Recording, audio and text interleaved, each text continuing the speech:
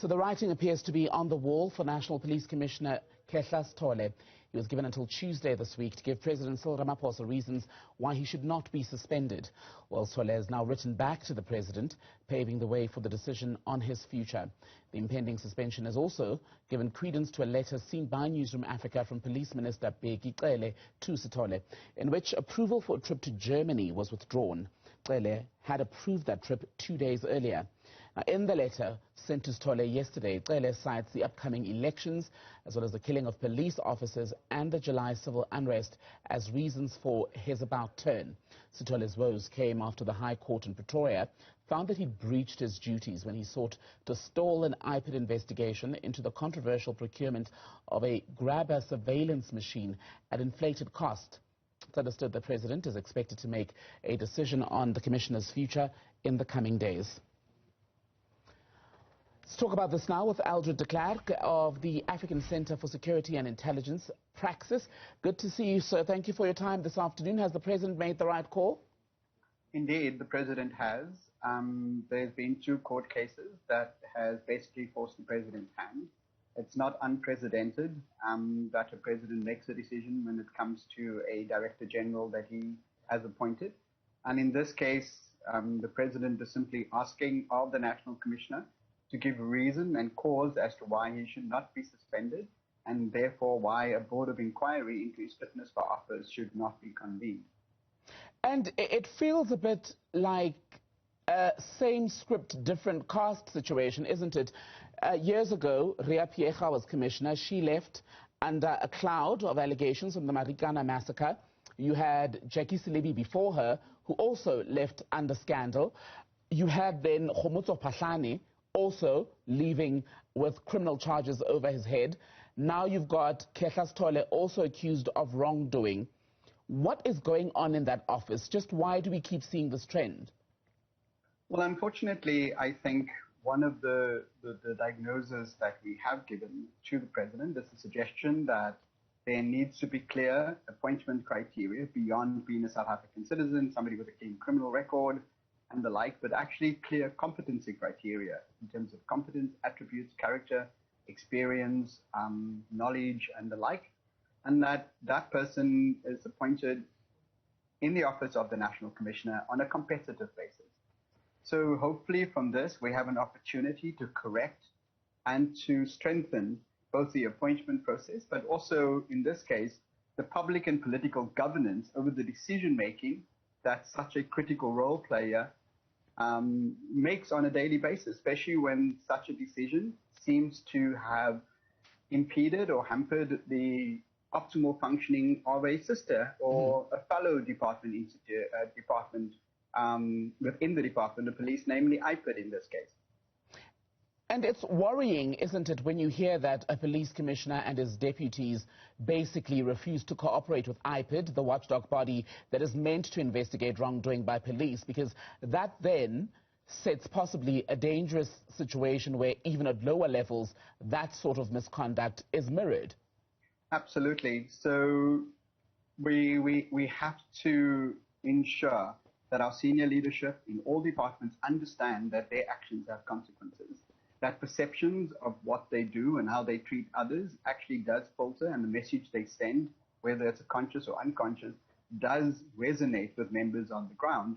So it is required of a person in the office and role of a national commissioner to cooperate with other departments like IPID, the NPA, the presidency, with Parliament and the portfolio committee, to have a relationship built on credibility and integrity, and one that actually follows prescripts. Prescripts demand such cooperation. So it is disappointing, and it sends the wrong message, and as you say, a potentially harmful and dangerous message to members on the ground that they can follow suit and there won't be consequences to it. The High Court, in dealing with the matter around General Khehla Sitole and his deputies, said, in fact, what they'd done is they placed the interest of the ANC above those of the nation. Just for context, with the grabber device that was used, that device, we're told, was procured for surveillance work around the ANC conference in 2017. Is it possible in the near future to divorce the office of the National Police Commissioner in this country from the politics, regardless of which party is in charge? Well, it's there. It's in policy, and policy necessitates that no serving member of the South African Police Service actually furthers or in any way, salutes or supports. Well, they can support. You can vote for whoever you want to, but you cannot necessarily, in the course of your duty, use your office to further the interest of any political interest group. So it's in prescripts, and what we would like to do is to ensure that through the selection and appointment process, through the contracting process, and through strengthening public and political governance over the office of the National Commissioner, that you would avoid such an opportunity and such an occurrence in the future. Eldred, when we began our conversation, we started on the note about whether the president has made the right call in beginning processes that are likely to end in the suspension of the police commissioner and, of course, the inquiry. One of our viewers, Ayanda, who's watching and listening to our conversation now, says Khehla was fired as police commissioner, but today he's come back as minister. So there is almost a feeling among people that, yes, there may be a decision taken in the presidency to suspend or remove a commissioner, but given the way in which politics also play out in this country, that doesn't mean the rotten apples will be gone for good. Well, let's just understand that the president does what, in this case, he's doing what the law requires. We hope that in the appointment of the judge who will act as the head of the Board of Inquiry, should they decide to go ahead with that, and the two people who's going to be supporting that judge, that we find individuals whose integrity and credibility is beyond question, and that the process is fair and just and provides the National Commissioner, who's been accused at this time, and unfortunately has already lost two cases, and we shouldn't prejudge him on the basis of that, the opportunity to put his case, and on the basis of that deliberations, the president makes an informed decision. It is what the president does subsequent to that, in terms of saying, this is how I'm going to strengthen the office of the National Commissioner. This is how I'm going to look at appointing the new National Commissioner, and to ensure that that process is actually available for public scrutiny, that is transparent, that is open and understandable to all of us, and that we can clearly see on what basis the next person is to be appointed, what their contract entails, and how they're going to be held accountable. And in this parliament plays a bigger role. We need to strengthen a portfolio committee. We need to strengthen civilian oversight over the police.